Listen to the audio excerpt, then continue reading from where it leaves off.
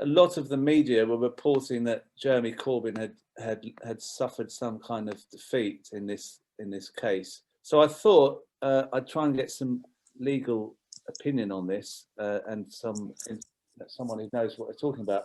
Howard, are you there? I am, Crispin. Good morning. Do you understand what's going on here? What's happened? Is this a real setback for Jeremy Corbyn's court case? No, nothing of the sort. Jeremy's court case was a pre-action application, so Jeremy was reluctant to issue what are referred to as substantive proceedings against the Labour Party, because obviously he doesn't want to be suing his party that he's been a member of for over 50 years.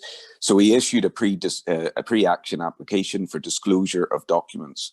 And it was intended that that would be the disclosure of those documents that would go to show that the leader's office approved of the glue report that exonerated Jeremy, approved of Jeremy's statements that had been put up on Facebook, and that the leader, Keir Starmer, was aware of this and had agreed to it prior to the NEC case. Now, Labour adopted a position, or the leader's office adopted a position before the court case to say that people within Keir Starmer's office had reached that agreement with Len McCluskey and John Trickett, but they had done so without the agreement of Keir Starmer.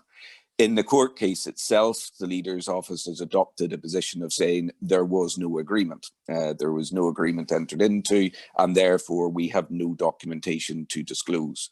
And in adopting that position, the court has obviously accepted it, which means that Jeremy now moves forward to issue substantive proceedings. But the important thing that's come out of the court case, Crispin, is that first of all, the glue report is disclosed. And that glue report clearly recommended to the NEC that Jeremy be exonerated because he had done nothing wrong. And secondly, Keir Starmer will have to uphold this position that there was no deal. And that is the position that the Labour Party is now stuck with. And it is a position that is obviously untrue. Wow. So they're kind of digging their own grave in some kind of way, because they're making out something didn't happen that they had said had happened before, and they're changing their position a bit. Well, absolutely.